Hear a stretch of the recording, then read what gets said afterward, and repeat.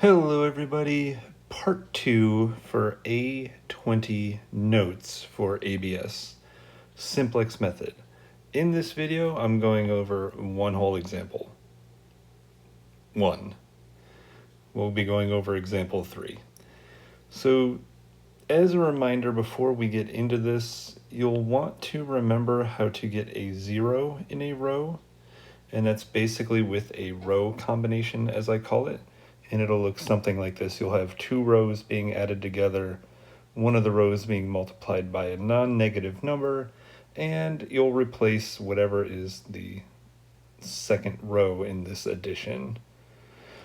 And then to get a 1 in a row, you'll just divide an entire row by a non-negative number.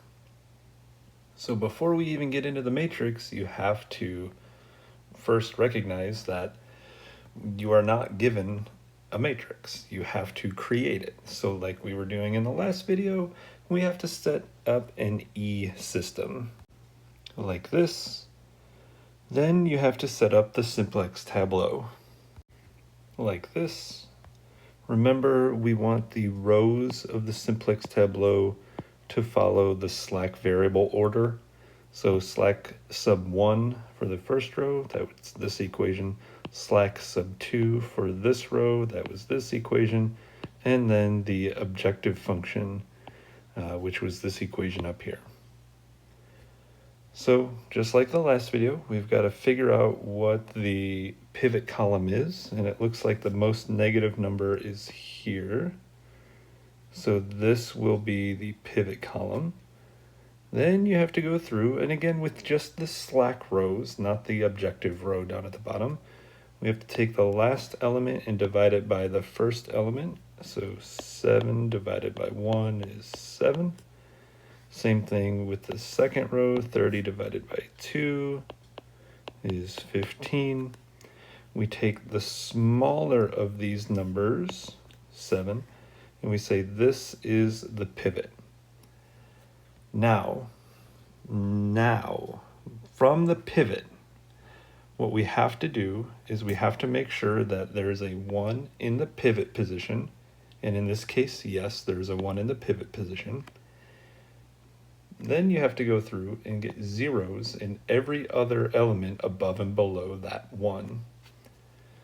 So you have to think back to when you were learning about matrix row operations and why there's a reminder up here about these two matrix row operations. And you'll figure out that you need a -2 s sub 1 plus s sub 2, and that will replace s sub 2. That will get you a 0 in the second position here. And we also need a 0 in the bottom position there, so we would have to do a 15 s sub 1 plus p would replace p. So once you do all that math like this, you can pause the video and check the math to make sure it's right. Once you do all this new math here for your new rows, what you can do is you can come up and write a new matrix. And the new matrix is going to look something like this. The first row has not changed.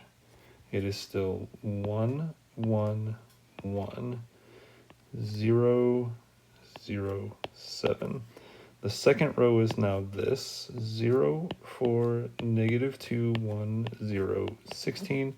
The third row is now here, 0, 10, 15, 0, 1, 105.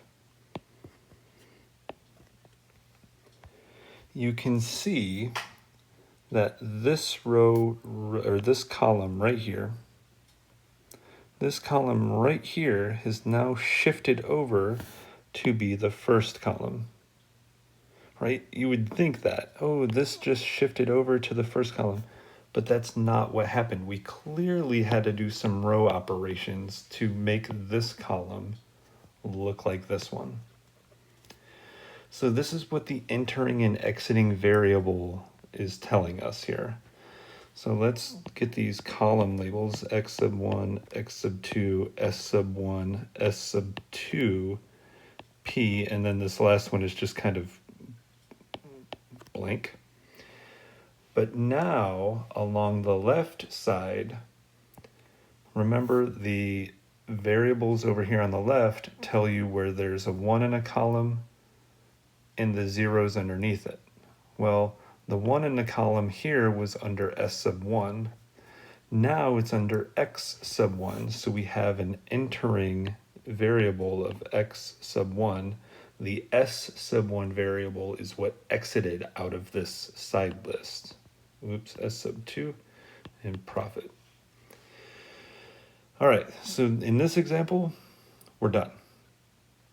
That's it. We only had to do one set of row operations, aka one iteration. How do you know? Well, remember back here in this step, we were looking for a pivot position. The pivot position was found by finding the most negative number. And yes, it has to be a negative number. And we did some divisions and determined this was the pivot position. In this new matrix, if you look at the bottom row, there are no more negative numbers. So we're done. This is completely solved. So what is the answer then? The answer is this last column, much like it was when you were doing the Gauss-Jordan elimination within a matrix. The last column here. How do we know what this means, and what this means? Well, we look over here on the left side. X sub 1 would equal 7, S sub 2 would equal 16, and P would equal 105. I have summarized all of that information over here on the right. And I have to say, for the final answer here, our answer will only include variables that were in our original inequalities. So X sub 1 here is a fine answer, but S sub 1 is something that we added along the way that cannot be part of the answer. So any slack variables at the end, you will not include. And I apologize, this is S sub 2. There we go. Still don't include it. It's still a slack variable. So what would the final answer be for this particular example? Well, we could say, if you remember back toward the beginning of this example, it was to maximize that particular equation. So, and I'm just going to assume that P is profit, so we can say the profit is maximized